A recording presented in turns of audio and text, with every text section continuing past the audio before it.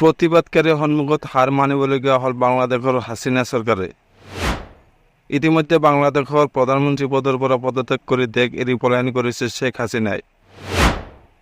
এনে পৰিস্থিতিত দেশখনত অন্তৱৰ্তীকালীন চৰকাৰ গঠনৰ কথা ঘোষণা কৰিছে দেশখনৰ সেনাই। ইয়াৰ সমান্তৰালভাৱে নোবেল বঁটা বিজয়ী মহম্মদ ইউনুছ দেশৰ পৰৱৰ্তী প্ৰধানমন্ত্ৰী হ'ব পাৰে বুলি খবৰ প্ৰকাশ পাইছে। প্ৰতিবাদকাৰীৰ আগ্ৰাহী আচৰণ দেখি প্ৰধানমন্ত্ৰী শেখ হাছিনাই প্ৰধানমন্ত্ৰী পদৰ পৰা পদত্যাগ কৰে।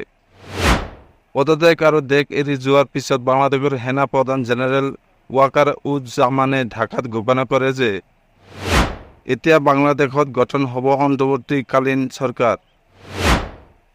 শেখ হাছিনাই দেশ এৰি যোৱাৰ পাছত প্ৰতিবাদকাৰীৰ উদ্দেশ্যে সেনা প্ৰধানগৰাকীয়ে কয়, মই দেশৰ সকলো দায়িত্ব লৈছোঁ।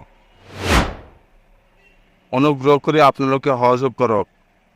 উল্লেখ্য যে অন্তৱৰ্তীকালীন চৰকাৰ গঠনৰ কথা ঘোষণা কৰাৰ পূৰ্বে তেওঁ ৰাজনৈতিক নেতাসকলক সাক্ষাৎ কৰাৰ কথা উল্লেখ কৰে সেনা প্ৰধানগৰাকীয়ে। ইয়াৰ পাছতে নোবেল বঁটা বিজয়ী মহম্মদ ইউনুছ বাংলাদেশৰ পৰৱৰ্তী প্ৰধানমন্ত্ৰী হ'ব পাৰে বুলি চৰ্চা আৰম্ভ হৈছে। তেওঁৰ নামক লৈ যেন একমত হৈছে সকলো। নোবেল বঁটা বিজয়ী মহম্মদ ইউনুছ হৈছে দেশখনৰ এজন বিখ্যাত অৰ্থনীতিবিদ। মন কৰিবলগীয়া যে বৰ্তমান দেশৰ অন্তৱৰ্তীকালীন চৰকাৰত 18জন লোকক অন্তৰ্ভুক্ত কৰা হৈছে বুলি খবৰ প্ৰকাশ পাইছে। বিভিন্ন ক্ষেত্ৰৰ বিশিষ্ট লোকক এই চৰকাৰত ৰখা হৈছে।